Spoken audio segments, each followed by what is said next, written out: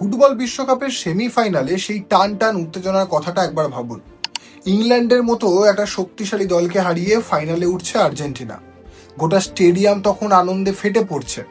কিন্তু উদযাপনের মাঝখানেই মাঠের ঠিক কেন্দ্রবিন্দুতে ঘটল এমন একটা ঘটনা যা পুরো বিশ্বের নিউজ চ্যানেলগুলোর হেডলাইন হয়ে দাঁড়ালো। আর্জেন্টিনার প্লেয়াররা মাঠের মধ্যে একটা বিশাল ব্যানার তুলে ধরলেন। সেখানে স্প্যানিশ ভাষায় লেখা লাস মালভিনাস সন আর্জেন্টিনাস, অর্থাৎ মালভিনাস আর্জেন্টিনার। মুহূর্তের মধ্যে শুরু হয়ে গেল মারাত্মক বিতর্ক। ব্রিটিশ মিডিয়া থেকে শুরু করে ফুটবল বিশ্বের অনেকেই এই কাজের তীব্র সমালোচনা করতে থাকলেন। আর এর ঠিক পরেই বহু প্রতীক্ষিত মেগা ফাইনাল, প্রতিপক্ষ স্পেন। কিন্তু ফাইনালে আর্জেন্টিনার পারফরমেন্স ছিল হতাশাজনক। স্পেনের কাছে হেরে তাদের বিশ্বকাপ স্বপ্ন ধূলিসাৎ হয়ে গেল। ম্যাচ শেষ হতেই সোশ্যাল মিডিয়ায় শুরু হলো আর এক ঝড়। অনেকেই বলতে শুরু করলেন ফুটবল মাঠে ফকল্যান্ড নিয়ে রাজনীতি টেনে আনার পরিণতি আর্জেন্টিনার এই পরাজয়। ফুটবলের সাথে এরকম বিতর্ক সব সময়ই জুড়ে থাকে। কিন্তু আজ আমরা কাদা ছোঁড়াছুড়িতে কান না দিয়ে বোঝার চেষ্টা করব কি এই ফকল্যান্ড বা মালভিনাস দ্বীপ, আর এর ইতিহাসটা কি, আর একটা বরফে ঢাকা দ্বীপের জন্য ফুটবল মাঠ বারবার কেন রণক্ষেত্রে পরিণত হয়।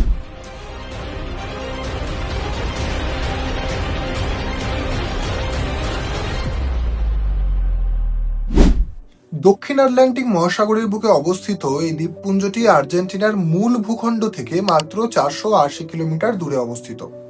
আর ইংল্যান্ড থেকে এর দূরত্ব ওই 13,000 কিলোমিটার। ব্রিটিশরা এই দ্বীপের নাম দিয়েছে ফকল্যান্ড আইল্যান্ডস, আর আর্জেন্টাইনদের কাছে এই দ্বীপপুঞ্জের নাম হচ্ছে ইসলাস মালভিনাস। 1833 সাল থেকেই এই দ্বীপটি ব্রিটিশদের দখলে রয়েছে। বর্তমানে এখানকার লোক সংখ্যা ওই 3,500-এর মতো, যাদের মধ্যে আবার বেশিরভাগই ব্রিটিশ বংশোদ্ভূত।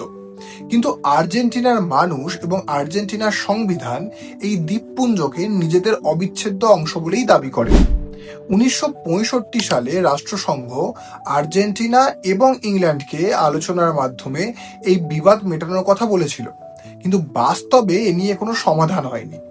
আর্জেন্টিনার মানুষের কাছে তাই এটা শুধু এক টুকরো বরফে ঢাকা মাটি নয়, এটা তাদের জাতীয় অস্তিত্ব এবং তাদের সম্মানের একটা বড় অংশ।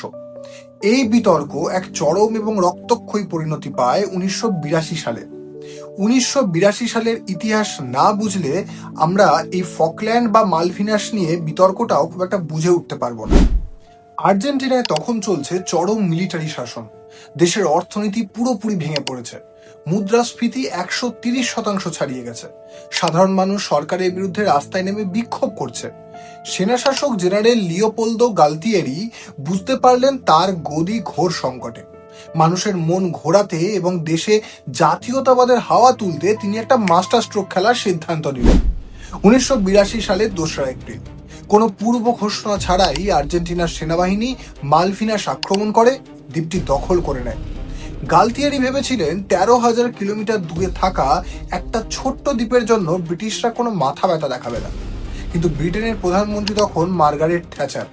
তিনি বিন্দুমাত্র সময় নষ্ট না করে বিশাল ব্রিটিশ নৌবাহিনী পাঠিয়ে দিলেন। শুরু হলো 74 দিনের এক ভয়াবহ যুদ্ধ। ব্রিটিশ সাবমেরিনের তোপে ডুবে গেল আর্জেন্টিনার বিখ্যাত ক্রুজার আরা জেনারেল বেলগ্রাডো, যেখানে 323 জন আর্জেন্টাইন নাবিকের মৃত্যু হলো। এই যুদ্ধে আর্জেন্টিনার চরম পরাজয় ঘটে। মোট 649 জন আর্জেন্টাইন সৈন্য, 255 জন ব্রিটিশ সৈন্য এবং 3 জন সাধারণ নাগরিক প্রাণ হারায়।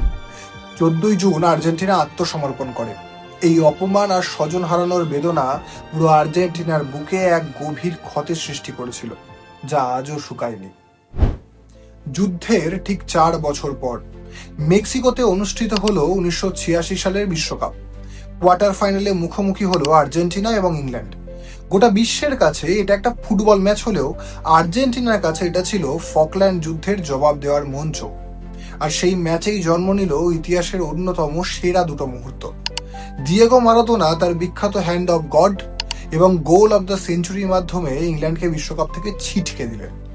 ম্যাচের পর মারাদোনা একটা কথা বলেছিলেন, যা ইতিহাস হয়ে আছে। আমরা বলেছিলাম যে ফুটবলের সাথে মালভিনাস যুদ্ধের কোনো সম্পর্ক নেই, কিন্তু সেটা ছিল ডাহা মিথ্যে। আমরা জানতাম ওই যুদ্ধে আমাদের কতগুলো ছেলেকে পাখির মতো গুলি করে মারা হয়েছে। এই জয়টা ছিল সেই শহীদ ছেলেদের জন্য আমাদের চূড়ান্ত প্রতিশোধ। 1982 সালের সেই যুদ্ধ বা 1986 সালের সেই ম্যাচ পেরিয়ে আর 4 দশকের বেশি সময় পার হয়ে গেছে, কিন্তু ফকল্যান্ড বা মালভিনাস আজও আর্জেন্টিনার ডিএনএতেই মিশে আছে। এর প্রমাণ আমরা পেয়েছি 2022 সালের কাতার বিশ্বকাপে। গ্যালারিতে এবং ড্রেসিং রুমে মেসিরা যে গানটা গিয়ে গোটা বিশ্বকে মাতিয়ে রেখেছিলেন, সেই বিখ্যাত মুচাচোস গানে খুব স্পষ্ট করে বলা হয়েছে, দে লস পিবেস দ্য মালভিনাস কুই হামাস অলভিদারে, অর্থাৎ আমি মালভিনাসের সেই ছেলেদের কথা কখনোই ভুলবো না। তাই এবারের বিশ্বকাপ সেমিফাইনালেও ইংল্যান্ডকে হারানোর পর আর্জেন্টিনার প্লেয়ারদের ওই ব্যানার তুলে ধরা কোনো হঠকারী সিদ্ধান্ত ছিল না, এটা তাদের দীর্ঘদিনের আবেগের বহিঃপ্রকাশ ছিল। এখন আর্জেন্টিনার এই আবেগের জন্য ফাইনাল ম্যাচে সত্যিই তাদের কোনো খেসারত দিতে হলো, নাকি এটা মাঠেরই আরেকটি গুজব, তা হয়তো এখনই সঠিকভাবে জানার কোনো পথ আমাদের কাছে নেই।